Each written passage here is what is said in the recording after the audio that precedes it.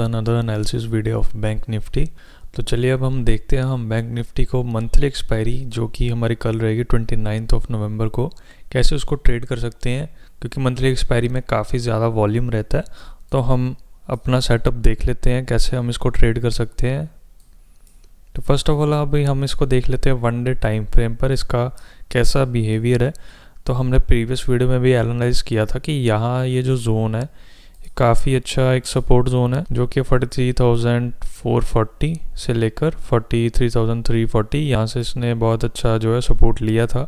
उसके बाद इसने जो है अपना डाउन ट्रेंड कंटिन्यू नहीं किया, बिल्कुल वन में रिवर्सल इसने ले लिया है। एंड आज के सेशन में इसने काफ़ी अच्छा अपने लास्ट डे हाई से सपोर्ट लेकर दोबारा से इसने जो है एक हैमर टाइप कैंडल बनाया है, बट अभी ये रेजिस्टेंस के नीचे ही है जो कि है हमारा 43,970। तो कल के सेशन में इसकी ओपनिंग मैटर करेगी और वैसे तो अभी इसको एक पॉज कैंडल बनानी चाहिए यहाँ पर, but due to monthly expiry इसमें वॉल्यूम्स ज़्यादा रहेगा तो चांस रहेगा यहाँ से काफ़ी बड़ा ब्रेकआउट होने की जो है पॉसिबिलिटी है। ऑलमोस्ट 420 पॉइंट्स का है रेंज, उसमें ये ब्रेकआउट कर सकता है कल। यहाँ से टारगेट हमारा रहेगा 44,400, क्योंकि आप अगर प्रीवियस इसके सेशन ऑब्जर्व करोगे तो बैंक निफ्टी के लिए ये 400 पॉइंट्स बिल्कुल नॉर्मल है।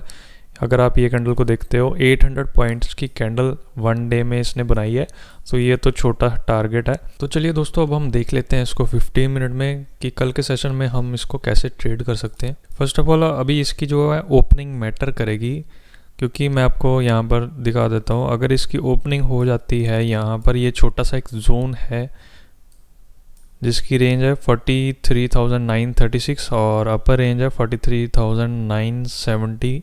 इस रेंज में ये थोड़ा सा टाइम स्पेंड कर देता है इन केस अगर ये फ्लैट ओपन होता है।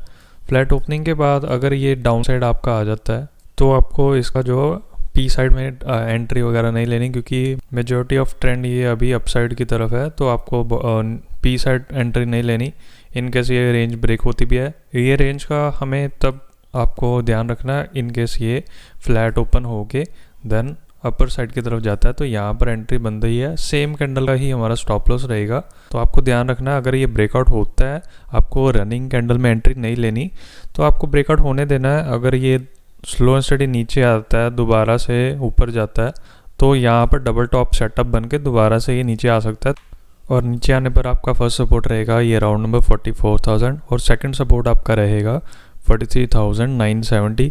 तो जैसे हमने वन डे टाइम फ्रेम पर भी ऑब्जर्व किया है, चाहे इसकी एक्सपायरी है but as per price action यहाँ पर एक इनडिसीजन कैंडल बन सकती है। तो आपको मोमेंटम तो एक्सपायरी के हिसाब से मंथली एक्सपायरी है वो तो मिल जाएगा, बट आपको ध्यान देना है कि इसकी क्लोजिंग कैंडल की closing as a indecision candle हो सकती है। तो आपको अपनी पोजीशन ज़्यादा देर होल्ड नहीं करनी, आपको अपना स्टॉप लॉस ऑलरेडी मैनेज करके चलना है। इनकेस आपका स्टॉप लॉस हिट होता है देन आपको अपनी पोजीशन कट करनी चाहिए, नहीं तो आपका डीके के कारण बिल्कुल प्रीमियम आपका ज़ीरो हो जाएगा। तो आपको पैटर्न्स का ज़रूर ध्यान रखना है। तो ये तो रहा आपका डबल टॉप। अगर इनकेस ये यहाँ पर ब्रेकआउट होने के बाद दोबारा से स्लो एंड स्टडी नीचे आता है तो इसको आने देना, आपको एक ट्रेंड लाइन फॉर्म कर देनी है जो आपका बुलिश फ्लैग पैटर्न रहेगा। तो इसके ब्रेकआउट पर आपको एंट्री मिस नहीं करनी, क्योंकि अगर यहाँ पर आप एंट्री करते हो आपका स्टॉप लॉस यहाँ तक का रहेगा, then you can continue for the target. तो ये जो आपका मोमेंटम रहेगा ना ऑप्शन बाइंग में और ख़ासकर एक्सपायरी में, ये वाला मोमेंटम आपको मिस नहीं करना है। यहाँ पर आपका प्रीमियम ब्लास्ट हो जाता है। हमारा फर्स्ट टारगेट रहेगा 44,083 और यहाँ पर आने के बाद आपको ज़रूर ध्यान रखना है प्राइस मोमेंटम कैसा है। अगर आपका जो है प्रीमियम मेल्ट हो रहा है देन आपको पोजीशन अपनी कट कर देनी है, क्योंकि यहाँ पर आने के बाद ये दोबारा से फॉल भी हो सकता है।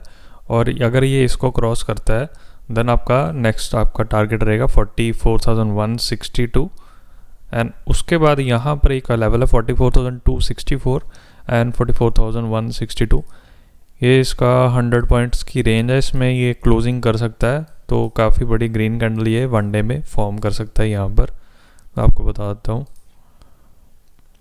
इतनी बड़ी ग्रीन कैंडल फॉर्म हो सकती है अगर ये हमारा जो है बुलिश रहता है कल के दिन। तो अब हम देख लेते हैं इनकेस अगर ये गैप अप ओपन हो जाता है, जो कि पॉसिबिलिटी अगर हो जाए, तो चलिए अब देख लेते हैं इनकेस अगर ये गैप अप ओपन हो जाता है तो हम इसको कैसे ट्रेड कर सकते हैं। तो चलिए इनकेस अगर ये ओपन हो जाता है 44,075 यहाँ पर, तो आपको फर्स्ट 5 मिनट्स में ट्रेड नहीं लेना, आपको देखना है ये सपोर्ट, इसको 44,000 को एज अ सपोर्ट इसको बनाना चाहिए।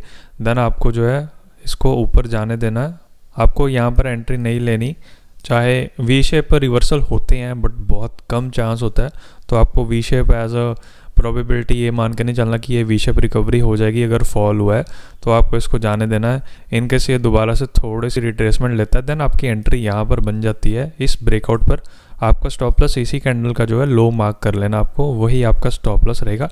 फर्स्ट टारगेट आपका रहेगा डे हाई, देन फर्दर अगर इसका ब्रेकआउट होता है then as a price action जैसे वर्क करता है, थोड़ा सा इसको रिट्रेसमेंट आने देना है। सो यही था दोस्तों वीडियो में। आई होप आपको लेवल्स हेल्पफुल रहेंगे for the tomorrow's expiry. Channel को सब्सक्राइब करे बिना मत जाइए, और वीडियो हेल्पफुल रहा हो so do leave a like. और अगर आपने अभी तक हमारा टेलीग्राम चैनल ज्वाइन नहीं किया, उसका लिंक आपको डिस्क्रिप्शन में मिल जाएगा for the market updates. Thank you for watching, I hope to see you guys soon.